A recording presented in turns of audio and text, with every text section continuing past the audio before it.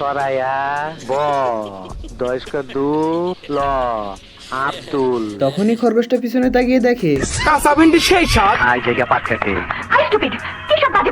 দেখছো তোমার লে কত বড় ফুকনিটা রাইখা দিছে, আর এইটা তোমার পাতাটা ঢুকাই দেবো। এখানে মূলত খরগোশটা রাক্ষসকে বড় কিছু খাবারের লোভ দেখায়। দেখি এইখানে রাক্ষসকে নিয়ে খরগোশ মাটি খুঁড়াতে চলে আসে। তারপরে জেনে রাক্ষসটা মাটি খুঁড়তে লাগে, পিছন দিক থেকে খরগোশটা গর্তটা বুঝিয়ে দেয়। তারপরে তার উপরে একটা ফুল রেখে দেয়, কিন্তু পিছনে এটা কি?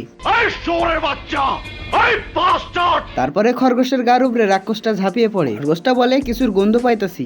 রাক্ষসটি বলে তুমি কিসের গন্ধ পাইতাছো? খরগোশটা বলে তুমি আমার সাথে আসো। তারপরে খরগোশটা এখানে এসে সুইংগাম দিয়ে একটা নকল মুরগি বানায়। তারপরে রাক্ষসটা এসে সেই মুরগিটা নিজের গালের ভিতরে ঢুকিয়ে নেয়। আমার কাছে ফাইন লাগতেছে।